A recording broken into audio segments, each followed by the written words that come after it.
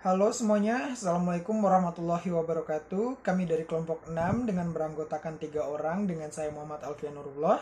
Lalu kedua teman saya ada Rio Putra Kumara dan Handika Kirana. Dari kelompok 6 ini akan mempresentasikan tugas kelompok kami yang berjudul Peradaban Kamera dengan sumber materi dari buku Cara Kreatif Memproduksi Program Televisi dan beberapa kami kutip dari sumber lainnya.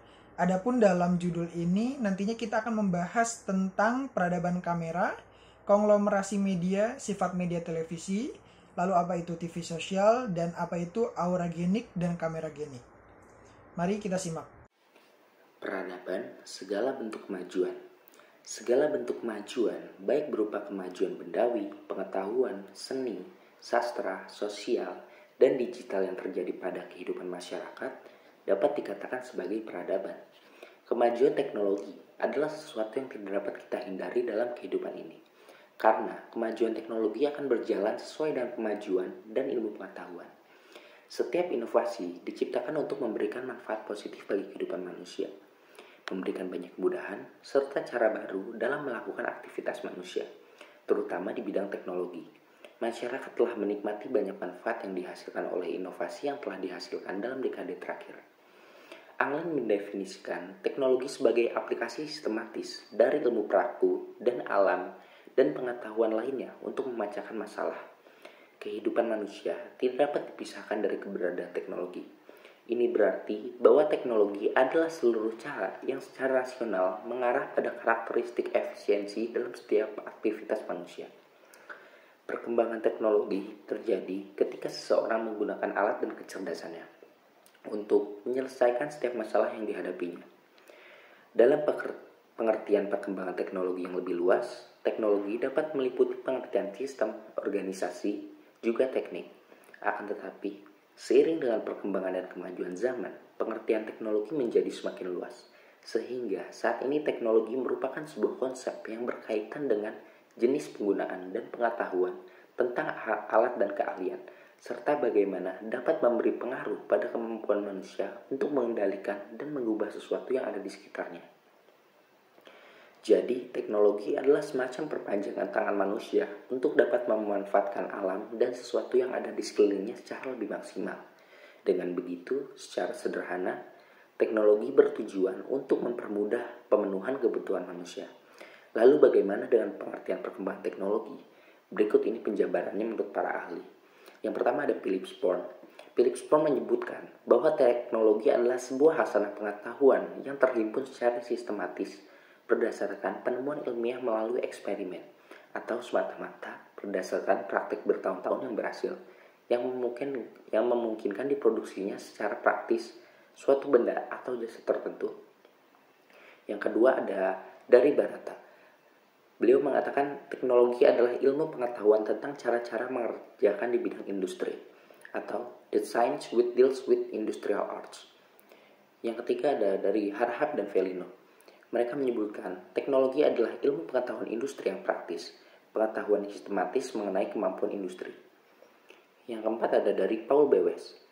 Beliau menyebutkan bahwa teknologi merupakan aplikasi dari penemuan-penemuan sains murni untuk kepentingan praktis suatu produk yang siap dijual atau siap dikonsumsi masyarakat. Berikut adalah macam-macam definisi teknologi dari beberapa ahli. Sebenarnya teknologi sudah ada sejak zaman Romawi kuno.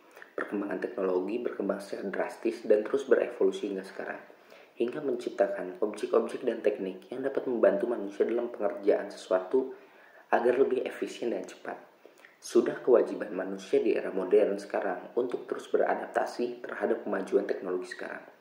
Jangan sampai kita sebagai orang di era modern buta terhadap perkembangan teknologi ini. Tapi perlu diingat bahwa setiap hal mempunyai dampak, begitu juga dengan perkembangan teknologi. Tidak semua dampak dari perkembangan teknologi itu hal yang positif, tapi ada juga yang menimbulkan hal yang negatif. Kita sebagai manusia yang hidup di era modern sekarang harus pintar untuk menyeleksi mana yang bisa kita pelajari dan mana yang harus kita hindari. Kamera sebagai alat perekam. Karena berkaitan dengan produksi pertelevisian, maka di sini saya akan membahas tentang kamera televisi. Jadi, kamera yang dimaksud adalah alat yang digunakan untuk pengambilan gambar film elektronik. Alat ini juga sebagai lawan dari kamera film yang merekam gambar pada film. Di dalam studio televisi terdapat berbagai peralatan pendukung yang saling terkait satu sama lain. Alat tersebut berupa kamera, lampu, peralatan audio, dan artistik. Studio merupakan tempat awal produksi sebuah siaran televisi. Studio merupakan tempat untuk memproduksi dan menyuplai program-program stasiun televisi. Proses produksi di studio harus terkoneksi dengan control room. Ketika program acara diproduksi di studio, control room menjadi sangat penting untuk mengatur jalannya produksi, karena video dan audio akan dikirim ke control room. Produksi program di studio dapat disiarkan secara langsung ataupun secara recording. Di dalam studio terdapat beberapa sistem yang terintegrasi, yaitu audio, video, pencahayaan, dan seni. Sebuah sistem intercom dengan headset untuk pengarah lapangan atau sering disebut sebagai floor director dan floor monitor yang menghandle video dan audio, juga sumber daya listrik untuk peralatan tambahan, juga sangat penting untuk mendukung lancarnya produksi program acara di studio. Kamera video atau video camera recorder adalah kamera elektronik untuk menangkap gambar bergerak atau motion dalam format video. Kamera video sendiri dalam perkembangannya dimulai dari kamera video analog dan berkembang menjadi kamera video digital. Hal yang dapat membedakan antara kamera perekam dan analog dan digital ialah materi penyimpanannya. Kamera perekam analog bekerja dengan kaset video, termasuk VHS dan mini DV. Ini akan mengevaluasi gambar dan audio, disimpan secara analog pada pita magnetik. Selain itu, video dari kamera perekam analog tidak langsung dipindahkan ke komputer melalui kabel USB atau FireWire. Sedangkan kamera perekam digital menyimpan video rekamannya dalam bentuk digital pada sebuah media simpan digital seperti kartu memori, hard disk, dan sebagainya. Rekaman yang disimpan dalam bentuk digital bisa langsung dipindahkan ke komputer dengan kabel USB atau yang lainnya dan dapat diolah secara langsung di komputer. Apabila dilihat dari segi penggunaan kamera televisi dalam memproduksi acara televisi, kamera terbagi atas. Yang pertama ada kamera studio. Bentuk fisik kamera ini lebih besar dibandingkan dengan kamera elektronik. Tipe lensa yakni box lens dan jenis zoom lens. Kelengkapan yang mendukung kamera studio ini yakni pedestal, tripod, rolling tripod, crane atau hand crane, portajib, dan lain-lain. Selain itu, dilengkapi dengan 2 handpan untuk pengaturan fokus, zoom, maupun pergerakan kamera. Kamera ini hanya digunakan di dalam studio. Selain kelengkapan di atas, ada lagi kelengkapan lain yang dipasang di ruang kontrol, seperti CCU, kamera control unit, RCP, remote control panel, WFM, waveform monitor, dan video monitor yang berfungsi untuk setting kamera yang berada di dalam studio. Yang kedua ada kamera portable. Yang tipe pertama ada kamera ENG, Electronic News Gathering. Bentuk kamera ini relatif lebih kecil dibandingkan dengan kamera yang lain.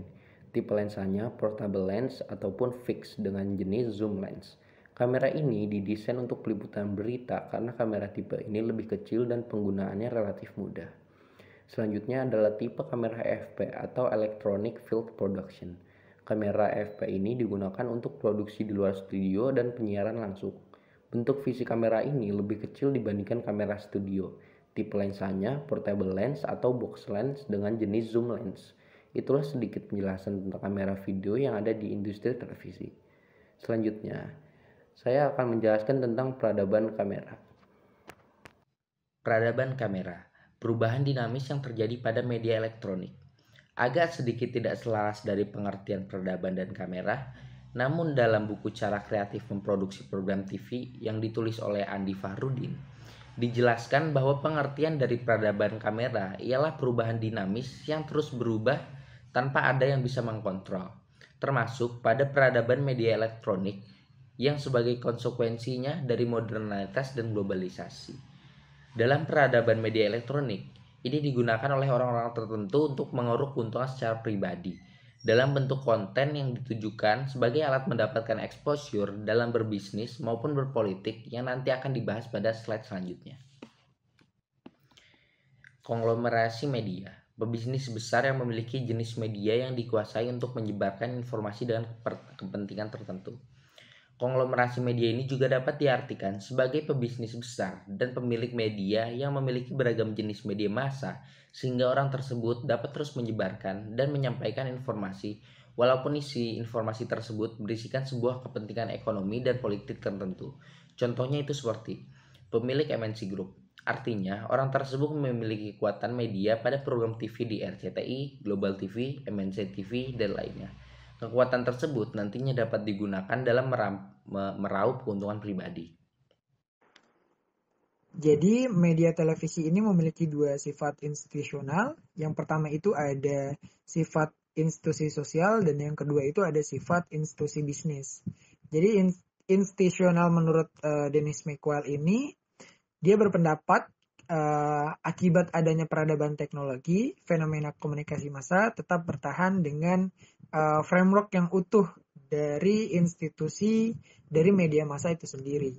Dengan aturan yang ada ini secara luas digunakan untuk mengatur organisasi media dan aktivitasnya secara bersama-sama dengan praktik formal dan informal mereka sendiri dengan menggunakan aturan operasional yang ada. Tataran tersebut juga yang seringkali membutuhkan hukum yang keputusannya ini diatur oleh masyarakat itu sendiri. Atau sebagai masyarakat ini diposisikan sebagai audiens. Pernyataan oleh Dennis McQuail yang tadi ini menimbulkan harapan di masyarakat secara keseluruhan dan pada institusi sosial yang lain seperti perpolitikan, pemerintahan, hukum, dan ekonomi. Institusi pada media massa memiliki peran yang sangat besar dan memberikan kontribusi dalam kebebasan ekonomi, politik, dan aktivitas budaya di masyarakat. Peranan institusi media yang dilakukan melalui kegiatan publikasi yang mereka lakukan dengan melibatkan masyarakat sebagai sumber informasi maupun penerima informasi. Artinya, sumber informasi tentang kebebasan dalam ekonomi, politik, dan aktivitas budaya bisa berasal dari masyarakat itu sendiri maupun berasal dari institusi media. Dari yang dijelaskan tadi, bahwasannya dalam institusi media masyarakat juga memiliki peran di dalamnya atau masyarakat juga terlibat. Lalu bagaimana bentuk peran masyarakat? Jadi bentuknya itu seperti bentuk partisipasi masyarakat pada sebuah institusi media ini dilakukan secara sukarela dan tanpa kewajiban sosial. Maksudnya masyarakat ini memiliki kebebasan penuh untuk menentukan institusi media mana yang akan mereka pilih. Faktor kebutuhan dan perasaan suka menjadi faktor penentu ketika masyarakat memiliki sebuah institusi media. Dalam hubungan dengan penentuan pilihan institusi media, terdapat hubungan yang kuat nih antara penggunaan media dan waktu yang luang yang dimiliki oleh masyarakat itu sendiri. Institusi media hidup dan ada dalam lingkungan publik, keberadaan dan hidup matinya sebuah institusi media juga sangat ditentukan oleh masyarakat dalam lingkungan publik. Oleh karena itu, untuk menjaga keberlangsungan dan hidupnya sebuah institusi media, pengelola institusi media maupun pekerja-pekerja media ini memiliki prinsip untuk tetap terbuka terhadap masukan dari komunikator maupun komunikan yang berasal dari masyarakat. Institusi media ini setuju dengan ukuran yang dibuat oleh masyarakat untuk tujuan-tujuan yang menggantungkan masyarakat, terutama dengan isu-isu di mana opini publik diharapkan dapat dibentuk. Institusi sosial adalah institusi yang menyampaikan hak informasi dan hak pendapat. Jadi institusi sosial ini kalau menurut McQuail, ini media sebagai institusi sosial yang merujuk pada efek media dan tanggung jawabnya kepada masyarakat itu sendiri. Jadi media secara terpisah maupun secara bersama-sama cenderung membentuk lembaga yang diakui dan tertanam dalam masyarakat yang lebih luas. Institusi sosial ini berperan sebagai media kontrol dan sosial. Pada prinsipnya, media merupakan institusi yang difungsikan untuk mengembangkan kebebasan pendapat dan menyebarkan informasi ke segala arah, yakni kepada publik dan institusi lainnya termasuk kepada lembaga pemerintahan. Sebagai institusi, suatu media harus memiliki tenaga profesional, manajemen, dan pendapat lain yang menyebutkan media massa ini merupakan institusi yang berperan sebagai agent of change, yang menjadi lembaga pelopor perubahan. Ini merupakan paradigma utama pada media massa.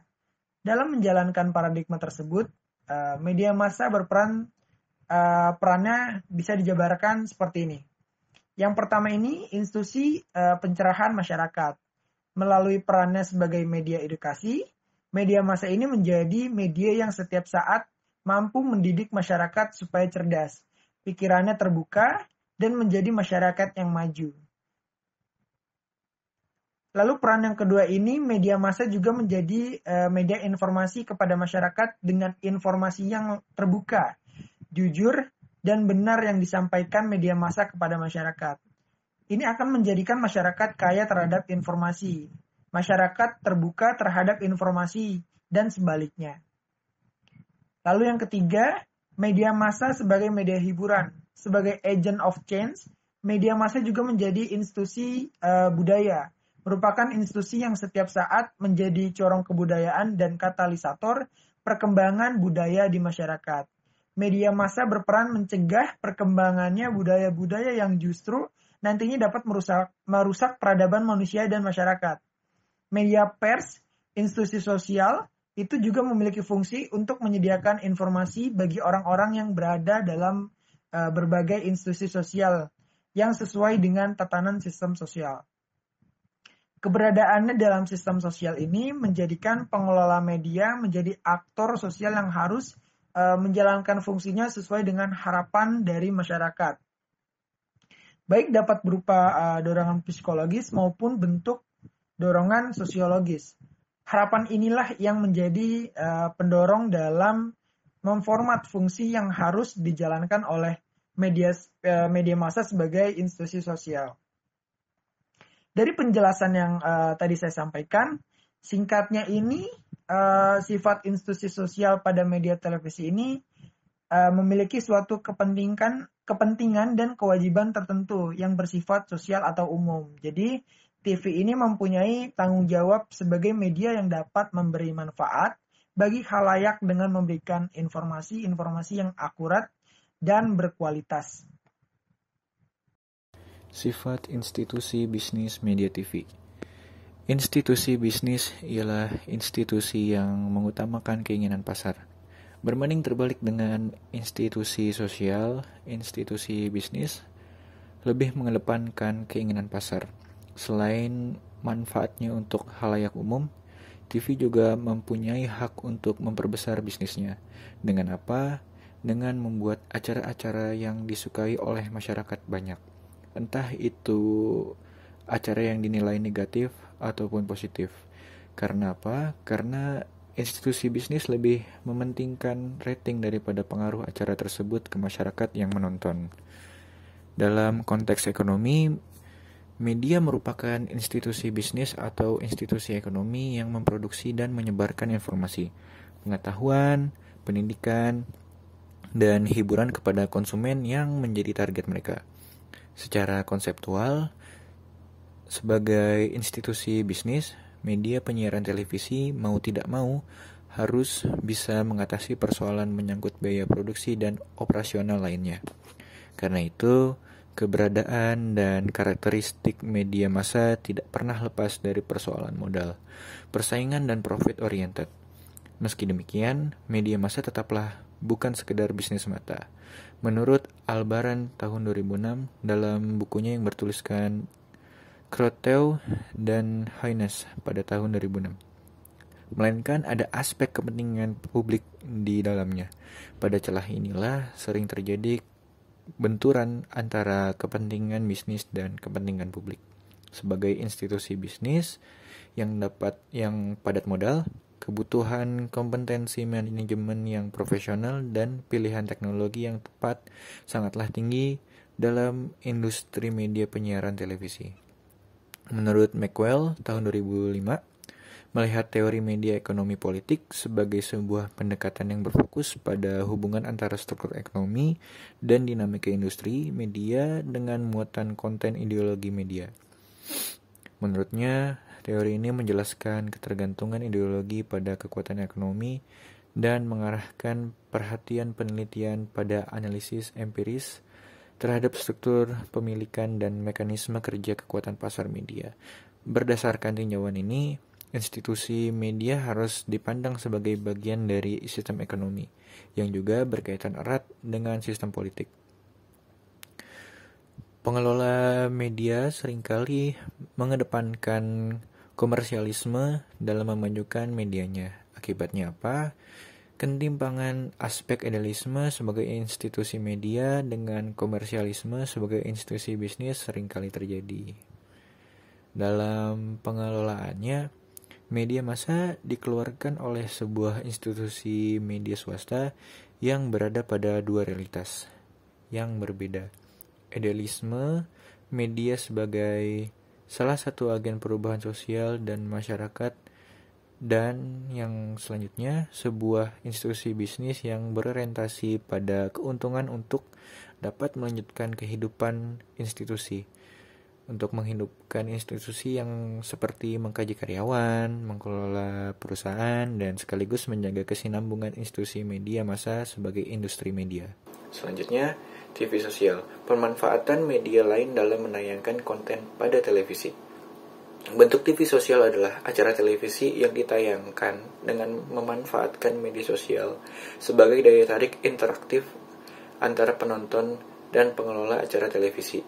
Ini karena khalayak dari kelompok usia muda, generasi milenial usia 20-34 tahun, dan generasi Z usia 10-19 tahun cenderung meninggalkan televisi dan beralih ke internet atau media sosial untuk mencari informasi dan hiburan. Televisi berupaya mempertahankan penontonnya dengan menggabungkan media sosial dan acara televisi. Konsep ini disebut TV sosial. Ini juga sebagai peradaban dalam dunia pertelevisian sebagai langkah agar konten televisi masih banyak memiliki audiens. Sebelum masuk ke materi selanjutnya, yaitu kamera genik, dan setelah kamera genik ada aura genik, ada baiknya kita membahas kamera branding terlebih dahulu. Menurut Kasali pada tahun 2013, ia mengemukakan bahwa kamera branding adalah citra yang khas dari seseorang atau lembaga yang terekspos di kamera televisi. Citra seseorang di televisi tentu mempengaruhi penilaian khalayak luas mengenai dirinya maupun mengenai lembaga tersebut. Kamera branding menjadi sesuatu yang penting bagi seseorang dan wajib dijaga baik-baik, terlebih karena kamera branding inilah yang merupakan citra yang diketahui khalayak luas. Kamera branding merupakan sebuah teknik serta peradaban untuk mengangkat keluar sebuah nama dari kerumunan menjadi a branded name. A branded name merupakan sebuah kekuatan intangible yang tak kelihatan namun mempunyai daya pengaruh yang lebih kuat dari nama biasa. Kamera branding diperkirakan akan menjadi penentu kesuksesan pemasaran sebuah perusahaan maupun perorangan dalam kaitannya dengan kepentingan bisnis maupun politik. Ya, lalu kita membahas materi selanjutnya, pengertian kamera genik. Kamera genik adalah sebuah keunikan orang yang membuatnya tampak menyenangkan ketika dilihat orang banyak. Kamera genik menyangkut attractiveness subjek di hadapan kamera, sebuah kesan yang ditangkap dari tampilan fisik. Sebagai contoh, seorang aktris tentu lebih menonjolkan sifat kamera geniknya daripada tokoh-tokoh politik. Aktris ini lebih menonjolkan kamera geniknya agar dapat digemari penonton televisi di berbagai belahan dunia. Contoh lain, seorang aktris yang dinilai memiliki tampilan fisik yang cocok pada karakter-karakter tertentu. Berikut ini penjelasan elemen yang harus diperhatikan dalam membangun kamera branding, yaitu yang pertama, authentic kamera branding. Mungkin tertarik dengan peniru-peniru yang menimbulkan kelucuan, namun kamera branding tak memberi ruang pada para peniru. Peniru hanya punya sekali kreativitas, yaitu sekali jepret, sedangkan mereka yang memegang legitimasi autentik akan selalu memunculkan hal-hal yang mengejutkan karena branding adalah sebuah creative expression. Menurut Kasali pada tahun 2013. Yang selanjutnya, yang kedua, keunikan dalam personal kamera branding. Keunikan diri dari biasa ditemukan dalam konten apa yang dimiliki sebagai sesuatu yang sangat dikuasai. Konten bukanlah kontainer atau pembungkus, yaitu bidang yang menjadi keahlian kekuatan profesi atau perhatian menurut Casali pada tahun 2013. Keunikan yang berasal dari apa yang dimiliki sendiri akan lebih mudah dikembangkan, diceritakan, disiapkan dalam multikamera karena tidak pernah habis-habisnya untuk disajikan kembali. Keunikan melahirkan diferensiasi sekaligus perhatian dan kehormatan. Keunikan diri lahir dari proses pembentukan diri. Keunikan diperkaya oleh hal yang bersifat intangibles. Karena intangibles menimbulkan persepsi dan rasa. Ia bersifat tetap dan melekat pada manusia. Melekat pada pikiran, perasaan, dan tindakan, sehingga tidak dapat diperoleh dalam waktu yang singkat, tidak dapat dibeli dengan uang, tokoh atau publik figur disukai bukan karena kekuatan fungsionalnya, melainkan kekuatan persepsinya yang membentuk intangibles aspek. Intangibles aspek adalah reputasi, image, kepercayaan, keahlian, keterampilan, budaya, korporat, teamwork, kemampuan bekerja cepat, dan leadership yang semua itu membentuk rasa disukai. Lalu yang selanjutnya ada auragenik. Dari pengertian auragenik adalah keunikan seseorang yang membuat orang tersebut mampu membuat orang lain feel good hanya dengan melihat dirinya atau mendengarkan kata-kata dan lain sebagainya. Auragenik menimbulkan aura kekuatan perubahan, keindahan, atau kesenangan bagi pemirsa televisi. Sederhananya, auragenik adalah sebuah rasa yang ditangkap dari interaksi. Merupakan keunikan seseorang yang membuat orang tersebut mampu membuat orang lain merasa bahagia, tenang, nyaman hanya dengan melihat atau mendengarkan kata-katanya. Contohnya seperti politisi, seperti Pak Jokowi, tentu tidak kameragenik, memiliki tampang yang tidak sebaik opa-opa Korea, dan lain sebagainya. Namun, ia memiliki sifat auragenik, karena kehadirannya semua didambakan penduduk Indonesia. Menurut Renaldi Casali menjelaskan saat ini ada pergeseran tren dari kameragenik ke auragenik. Menurutnya saat ini penampilan fisik bukan lagi hal yang menentukan pilihan masyarakat. Justru yang laku adalah mereka yang bisa menampilkan sesuatu yang asli dan prososial.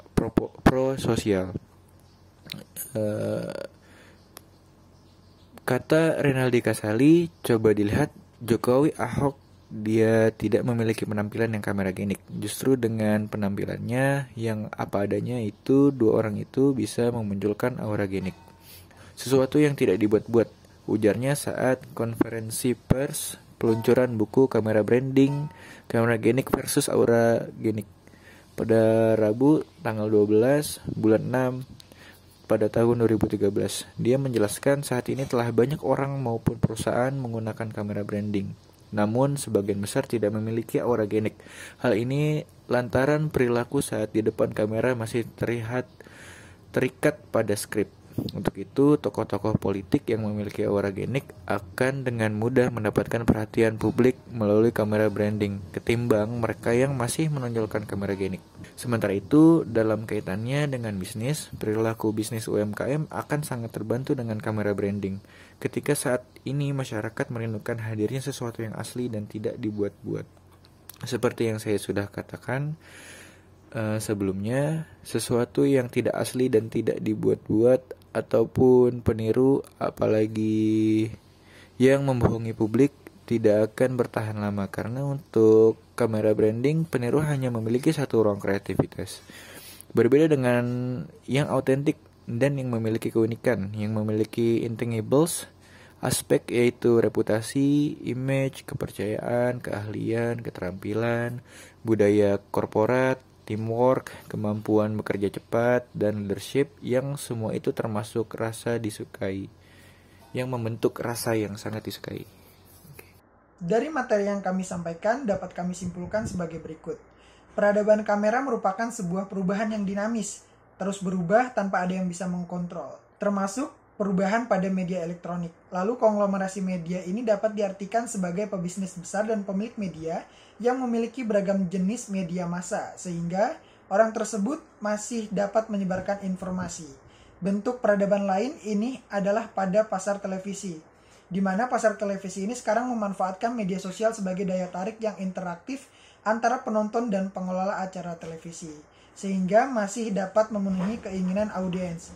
Kamera genik dan aura genik ini merupakan sebuah daya tarik yang terdapat dari diri seseorang.